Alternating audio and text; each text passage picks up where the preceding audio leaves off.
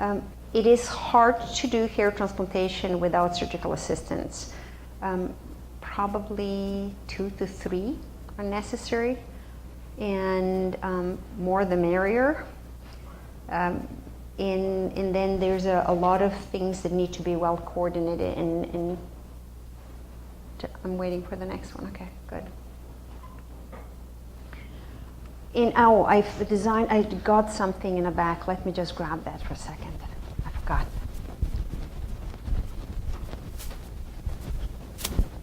I used a styrofoam head and put the needles inside to give you an idea of hair angles. So study the same way as I study the size of the bald area on someone's head. You can also study the hair angles and how they grow. So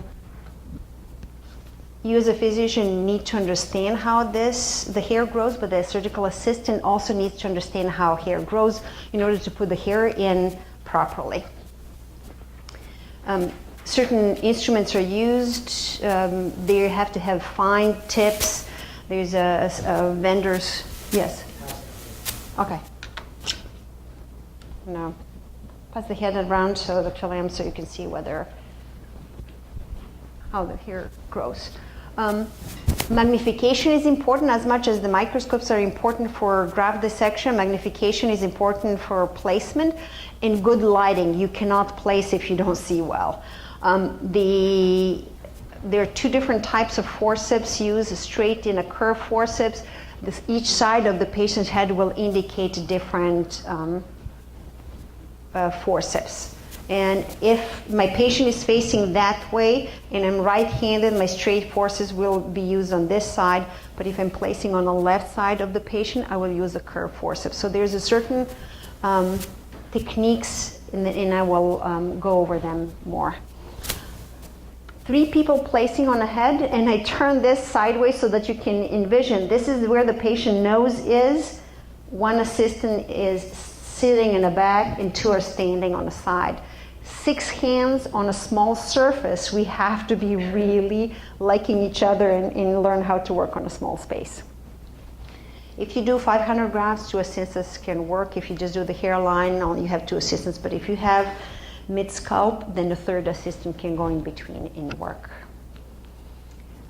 When you're designing your sites, you will probably take a graft and then measure the depth of the instrument to match the depth of the graft. Because if the site is too small and the graft is squeezed inside, it doesn't grow. So think about something is squeezed, it doesn't fit well, it can't grow, it looks like a plug. But if the hair is free, growing out, it looks more natural. If the site is too big and my graft is too small, it has a tendency to slide in, and it can create ingrown hair because someone can come and put another graft on the top. So it's important to measure your sites to the graft. We carry our graft either on a finger, on a little pad, so they have to be close to the area where we are placing them, and constantly using spray bottle to keep everything clean and hydrated. When the assistants are placing, they have to check the angle of the site, and then the graft needs to be held either beside the hair bulb or below, but never on it. And the insertion itself happens by 1/3 of the graft will enter with the forceps inside of the site. The forceps opens, deposit, and then we'll grab it and reinsert it. You'll see on the video. The graft needs to be about 1/2 to 1 millimeter elevated. If it's a flush with the skin, when the healing is happening, everything contracts, and then the graft can get pulled into the site. So it has to be a little bit elevated. This would be too much. This means the graft will dry out if it's like that.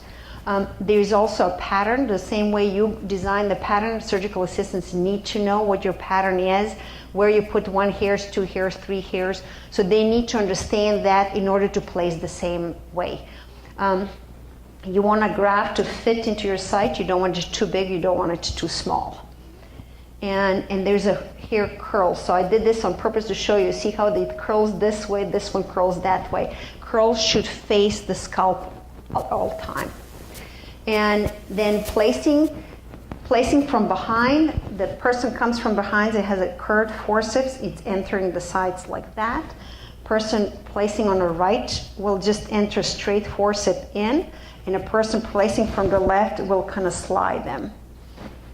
So it is, I hope that makes sense. So there's a certain technique that allows us, if I'm a right-handed person, if I have a straight forceps, my forceps goes in because the sides are inclined like this, so my hand slide in.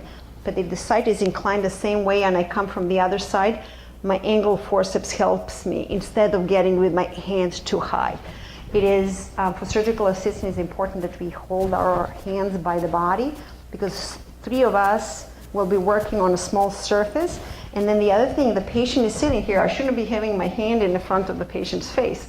So everything has to be tight without disturbing each other. This is, I don't know how this got turned around. So adjusting, the graft goes into the site and it's adjusted 1 or 2 times. It should not be adjusted more than 1 or 2 times. If the graft is, and why is this important to know what happens with the placing? If the graft is squeezed during the placement, and it can cause hair to grow kinky. So think about this patient, this is a soft hairline, and then there's this kinky transplanted hair. It does not match the rest. These grafts are slightly elevated. I hope you can see. This is a little bit elevated, this is elevated, this is elevated. This is inside, you can't see, you should see the epidermis, but I don't see it here. This is too deep. And if the grafts are placed too deep, this is what happens. The skin heals around it and creates this divot, and it looks like it's called a pitted hair. It does not look natural. It's pitted, plus the hairs are, 2 and 3 hairs are placed in a hairline. It doesn't look natural. If you look at the difference, I intentionally did this. These are 1 hairs placed in a hairline. If you look at this, it does not look the same. So I put a 3-hair graft in a hairline to show you how obvious it is when something is out of its place.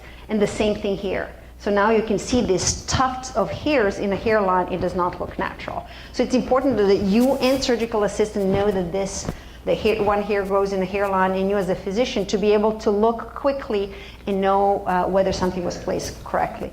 Dr. Lam mentioned this as a temporal hairline.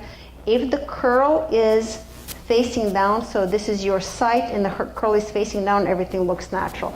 But if I as an assistant make a mistake and curl it up, it defeats the purpose of your angle because now it grows up. And the other thing, instead of covering the sides, now the hair is going whichever direction. So these 2 show that the curl was not respected and hair grew whichever way.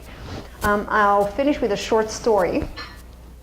There was a gentleman walking. It was a stormy night early in the morning. He was walking on the beach and he saw a lady picking up these starfish and throwing them back in the ocean. And he looked at the beach, and the beach was covered with these starfish. And so he came to her and he said, "Why are you doing that? Look, there are thousands." And he said, "Does it really matter?" And she picked up a star and she said, "It matters to this one," and put it back in the ocean. So whatever you do, it mattered to that patient sitting in a chair. The small time and attention you give to quality control, it does make a big difference in patient satisfaction, patient satisfaction, and how much they like you and come back to you. Thank you.